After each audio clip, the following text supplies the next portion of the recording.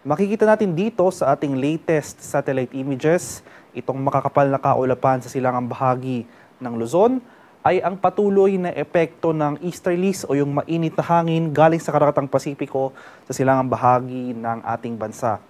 At dahil sa easterlies, makakaranas pa rin tayo ng mataas na tsansa ng kalat-kalat na pag-ulan na may pagkulog at pagkidlat sa eastern section or sa ilang areas ng eastern area ng Luzon.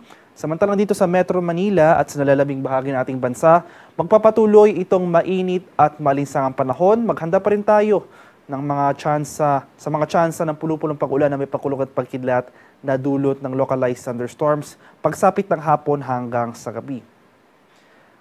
At para naman sa magiging lagay ng ating panahon ngayong araw dito sa Luzon, ngayong madaling araw pa lamang may mga thunderstorm na tayong naitala sa ilang areas ng Isabela, Aurora, pati na rin dito sa lalawigan ng Quirino.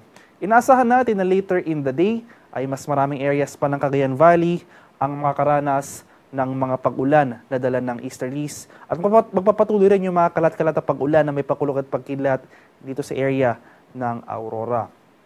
Sa nalalabing bahagi ng Luzon, kasama na dyan ng Metro Manila, magpapatuloy itong generally fair weather conditions, mainit at maalinsangan ngayong umaga hanggang sa tanghali. Ngunit pagsapit ng hapon hanggang sa gabi, asahan muli natin yung mga tsansa ng biglaan at panandaliang buhos ng ulan na dulot ng localized thunderstorms. Temperature forecast para sa lawag ngayong araw, posibleng maglaro mula 25 to 32 degrees Celsius.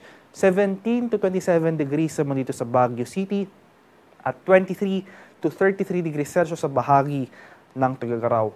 Temperature forecast sa Metro Manila ngayong araw, posible maglaro mula 24 to 33 degrees Celsius, 22 to 32 degrees sa Tagaytay at 27 to 30 degrees Celsius sa bahagi ng Legazpi. Sa mga areas naman ng Palawan, Visayas at Mindanao, dahil sa easterlies, magpapatuloy rin itong mainit at malinsangang panahon. Mataas pa rin yung tsansa ng afternoon rain showers or thunderstorms, especially dito sa eastern section ng Visayas at Mindanao.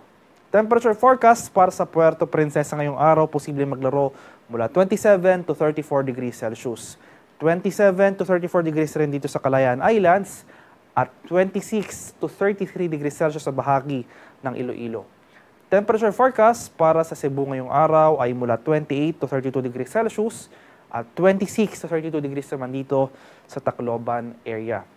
Agwat at temperatura sa Cagayan de Oro, posible maglaro mula 26 to 32 degrees Celsius, 25 to 34 degrees sa Davao at 26 to 35 degrees Celsius sa bahagi ng Zamboanga. At sa kalagayan nating karagatan sa kasalukuyan, wala pa rin nakataas na gale warning sa anumang baybay na ating kapuluan. Banayad hanggang sa katamtamang pag-alon ang ating inaasahan sa malaking bahagi ng ating bansa. Ngunit iba yung pag-iingat pa rin sa ating mga kababayan na maglalayag sapagkat kung meron tayong offshore thunderstorm activity, ito yung mga pag-ulan sa ating mga dagat o sa dagat baybayin, asahan natin yung paglakas ng hangin, kaakibat nito ang pagtaas ng ating mga alon.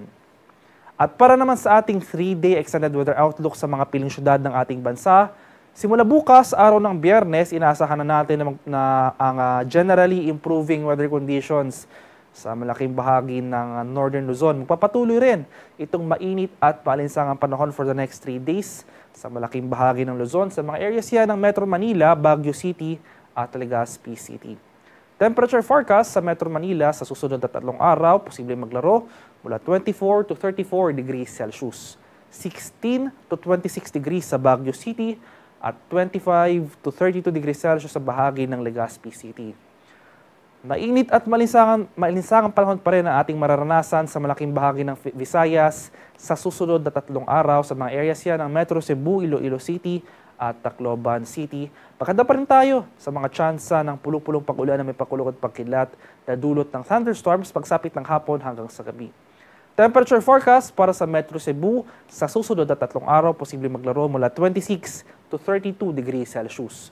26 to 32 degrees naman dito sa Iloilo City at 25 to 32 degrees Celsius sa bahagi ng Tacloban City.